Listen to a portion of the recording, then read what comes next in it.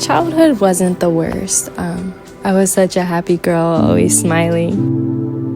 Jaylene always brightens up the room with her big old smile.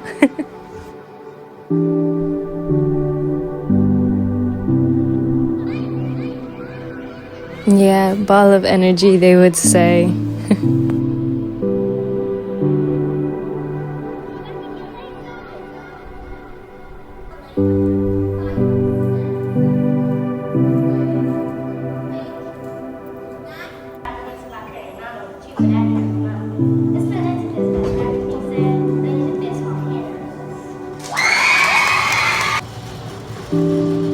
Hurry up, Gina, hurry.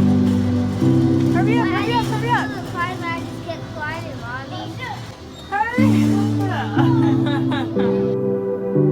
This is my testimony.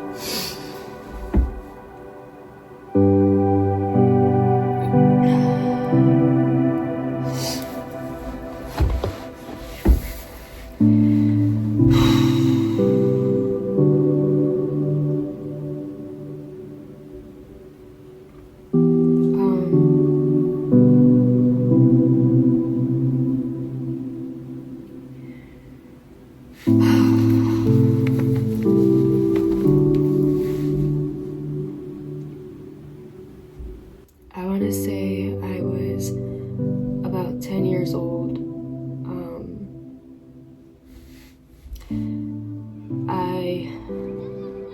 My mom had, I believe, full custody of me. I don't even know. I would see my biological dad on the weekends. We lived in like an apartment. It was a 3-bedroom apartment. I had a little sister on my dad's side, and I have a stepbrother. And me and my sister, we had a bunk bed in our room, and she never slept in the room with me because she was too young, so she would sleep with her mom and my bio dad in their room.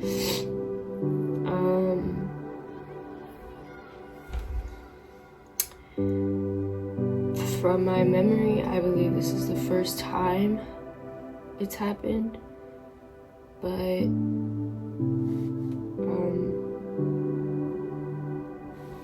I was sleeping and I woke up to like a body laying next to me, and I kind of like opened my eyes and I went to go like look over, and I saw it was my dad. And when I like got up to like look over and look at my dad, he quickly moved his hand out of my pants.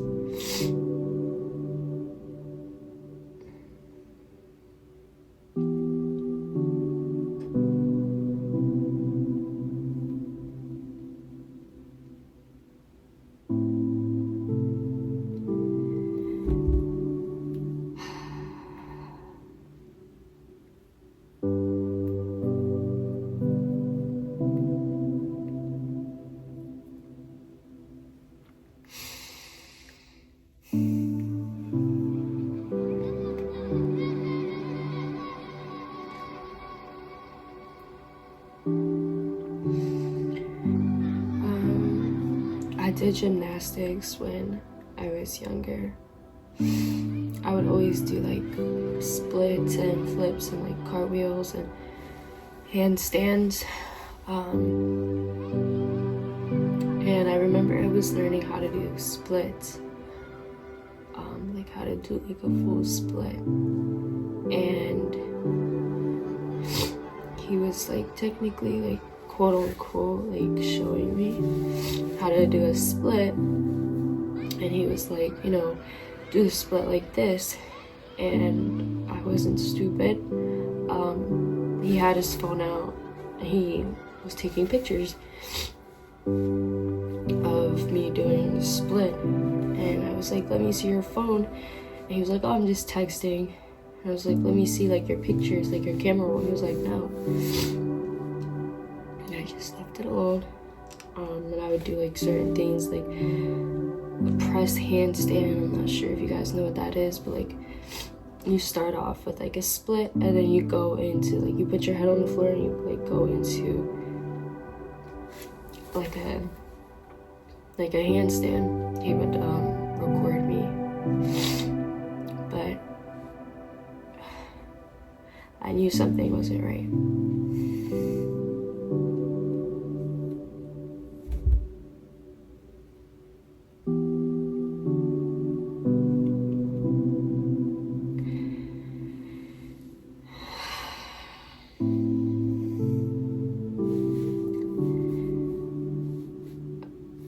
I feel like at that moment, that's when I kind of discovered what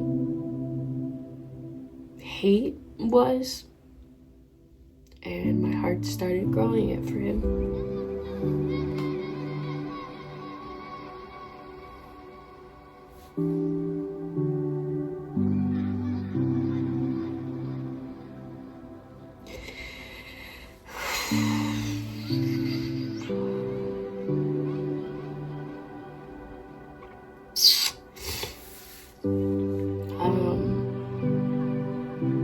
Then we moved to a house and it started to become more frequent.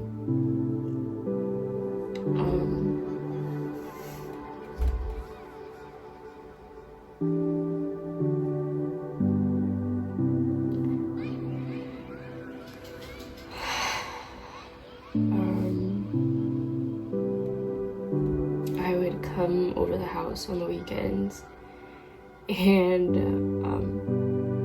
from what I remember, my stepmom and my bio dad didn't have the best relationship. So like they wouldn't sleep together. So I would like try my best to avoid sleeping in my room alone, just so he wouldn't do it.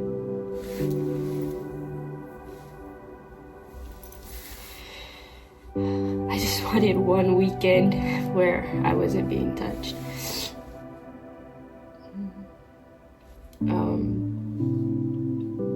I would go into my stepmom's room with my little sister. She had like a little one of those little cartoon beds, and she slept next to her mom. And I would lay a blanket down and a pillow, and I would try to sleep next to her on the floor, just so I wouldn't get touched. And every time I fell asleep, he would pick me up and put me back in my room.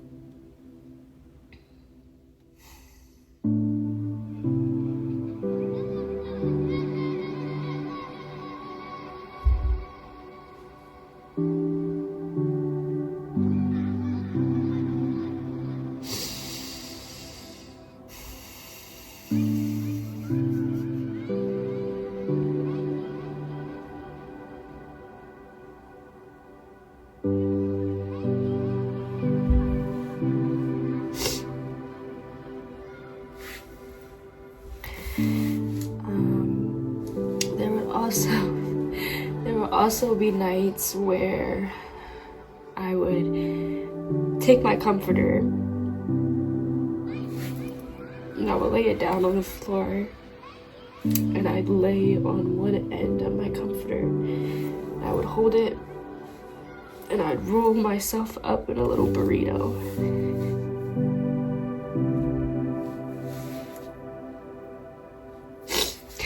Just so he wouldn't get under my covers.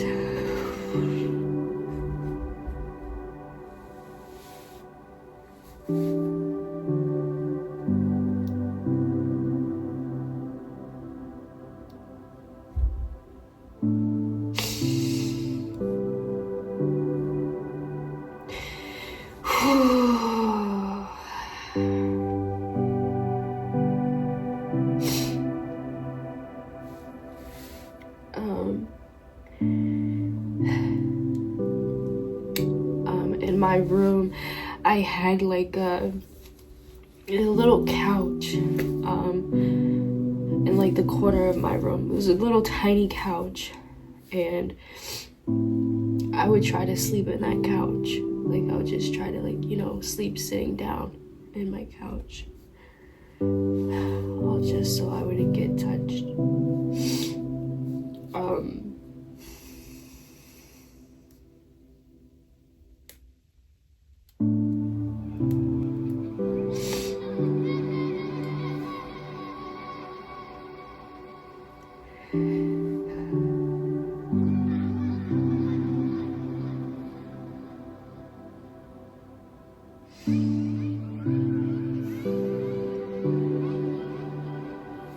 This is really hard. This is really hard.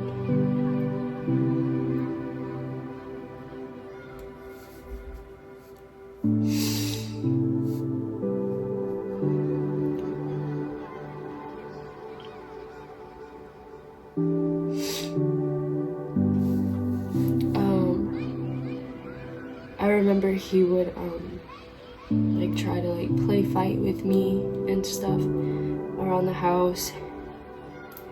He would like grab me and like flip me up in the air, and he would grab me really tight in places that I knew he shouldn't be touching.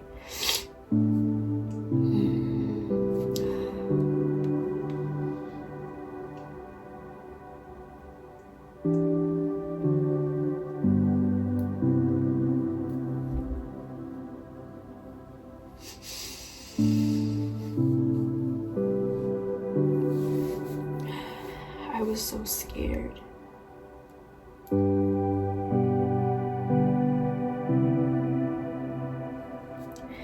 I didn't know who to tell. I didn't know if I was ever going to tell, because I was scared of what he might do to me if I did. He thought that I didn't know what he was doing, but every single night when I would wake up out of my sleep to a hand in my pants, I would just freeze up. I already knew what was happening, and I would just close my eyes and I would pray to God, just stop it from happening, just stop it from happening. I would be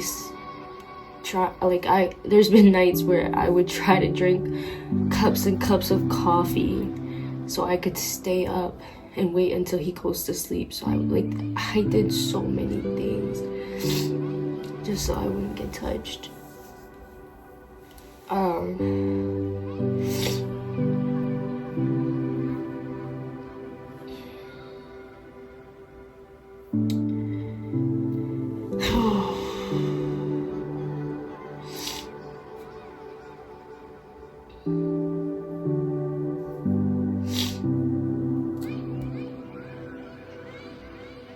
And then that's when I started having thoughts where I didn't want to be here anymore, because I just wanted it to stop happening.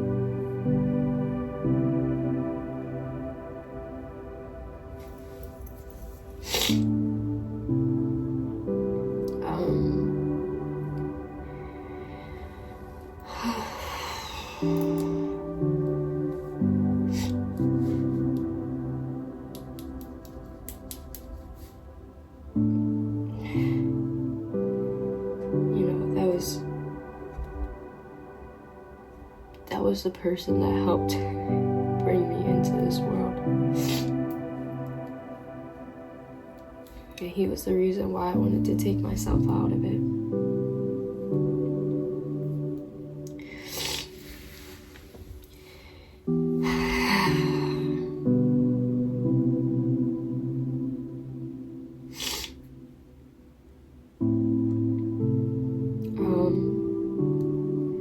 I went to school. I was about 15 years old. I went to school and I decided I'm going to talk to my guidance counselor. And I was talking to her. I just started crying. And she was like, I'm going to give you a second, but I know there's something deeper going on. And I need you to talk to me. Like, you cannot leave my office until you tell me what's happening, what's going on. I didn't have to tell her anything, she just knew. She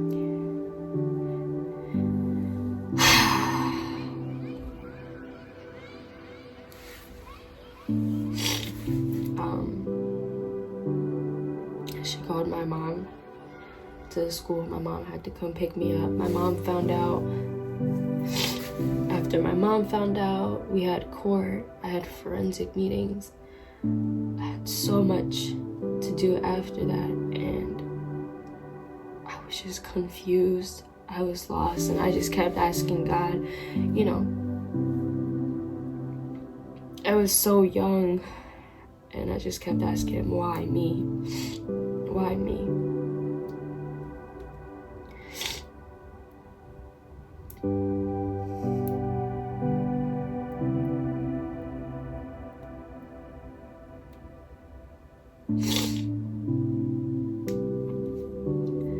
And if somehow, some way you're watching this video, I do want to tell you that I forgive you. I do.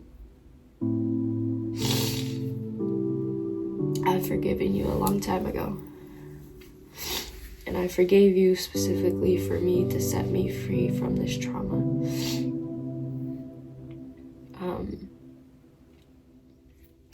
When I was about 16, I started looking for that love that I didn't really get. I was looking in the wrong places.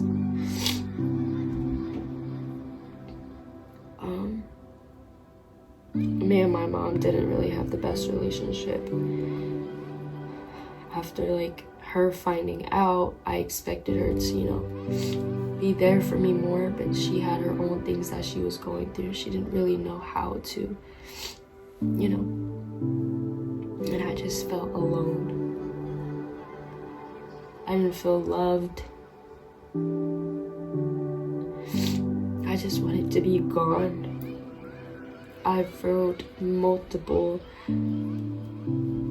suicide letters, multiple, just planning when I go. I've attempted, failed every time. I did therapy, but something like this wasn't a job for a therapist to heal. The only person that could heal me was Jesus.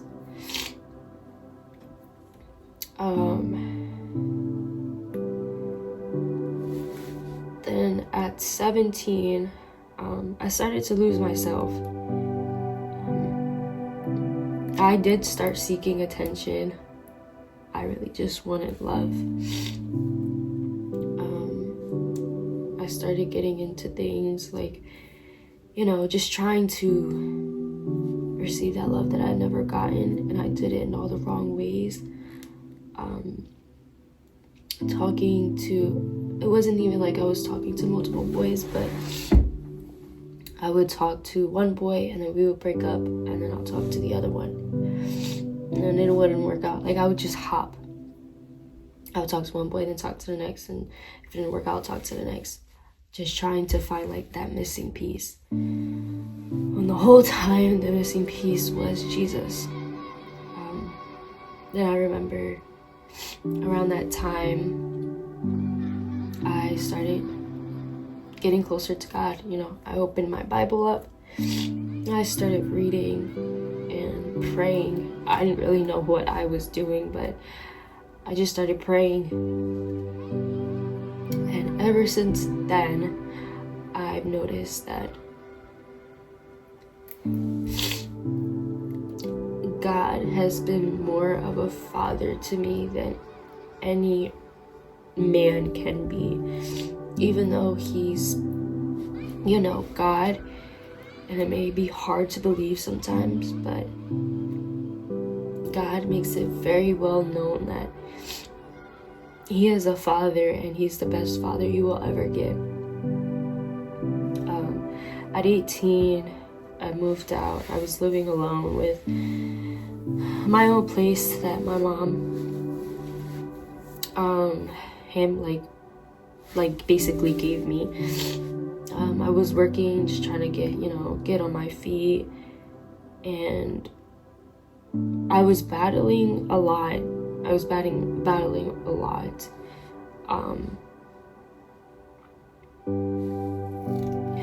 Just feeling like I'll always be like lost, and that I'll never get like by. Like this was something that, will always be in the back of my mind. I hated the way that I thought sometimes because of what happened to me.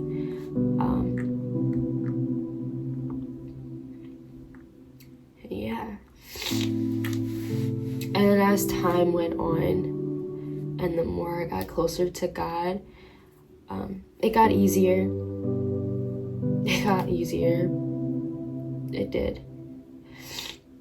I started praise dancing, and that was a really big step for me, and I feel like it helped me tremendously with getting close to God, because I didn't really know how to start. I didn't know what to do, and praise dance was very intimate between me and God. It's a highlight of me and God's relationship.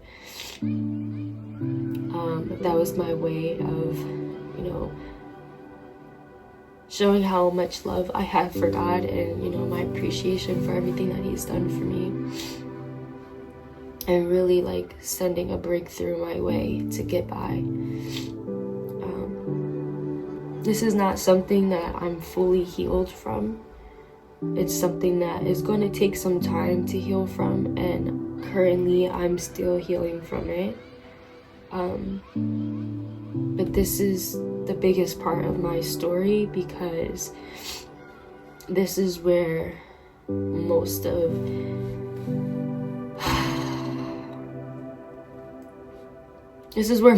my problems stem from. This.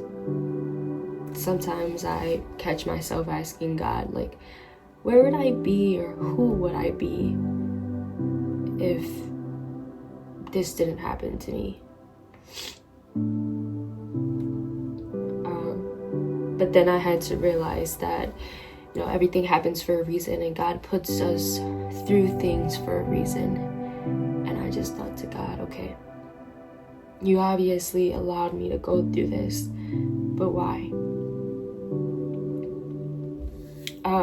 This is something that I don't really like talking about, because when I have to talk about it, I have to think about it, and I hate thinking about it because I hate feeling how I felt in those moments. It's very uncomfortable for me, but with that being said, I feel like the more that I talk about it, and the more I become okay with it and I accept it. And God told me one day I would share my story, and I would help multiple girls who have gone through something similar, or who have gone through the same thing. And I just thought to God, there's no way I'm not the only one who went through this. I felt like I was the only one who's ever went through this, because nobody would expect their dad to do something like that. I didn't expect it, and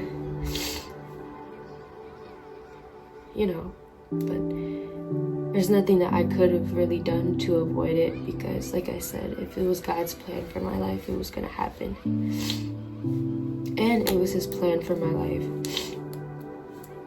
And like I said, I know it's for a purpose, and hopefully that purpose is me sharing this with you guys, and just being able to help a lot of you guys, showing you guys that it does get better, and that there is hope, and that God can do anything for anybody. If it was not for Jesus, if it was not for God, I would not be here today. I would not be able to live on with the human strength that we have with this burden. I would not be able to do that. But because of Jesus's healing, and because of His love, and because of His protection, that's the reason why I'm still here.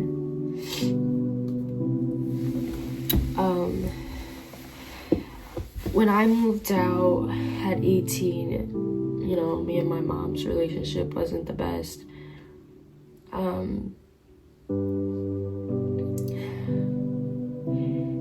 It kind of got worse. We would get into arguments all of the time. I just feel like she didn't understand me, and I felt like she was always attacking me without taking a second and thinking, hey, you know, let me help her instead of attacking her. And it hurt because that's how I felt. I feel like I was always getting attacked by somebody. I felt like somebody was always wanted to attack me, always wanted to hurt me. And I had to realize that that's not the case. You know, some people actually care about me. It's not coming from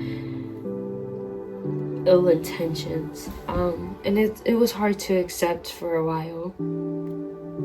But as the days went on, you know, I've grown to accept that people aren't always trying to hurt me, that there are people who have good intentions.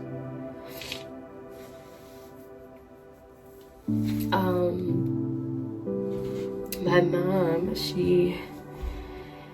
she found a healthy relationship. I was around, I believe, 17. She started bringing him around, and I didn't really care to get to know him. I didn't really care for him. You know, I didn't trust any man that I was around, that she brought around. I didn't trust any of them. Neither did I even respect any of them. And then, we were watching this one church sermon, Transformation Church, and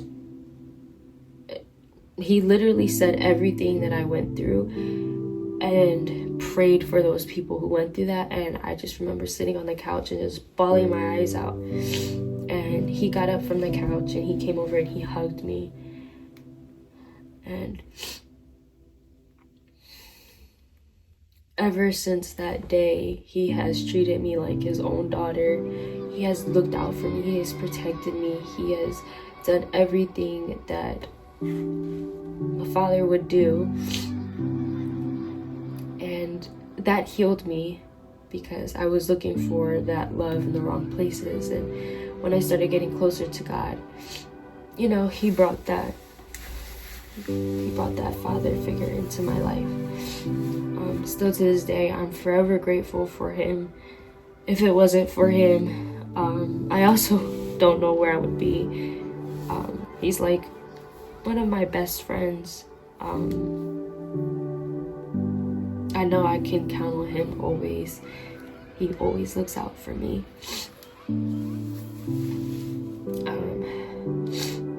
So yeah, there's definitely hope, and it doesn't matter what you've been through or what you are going through.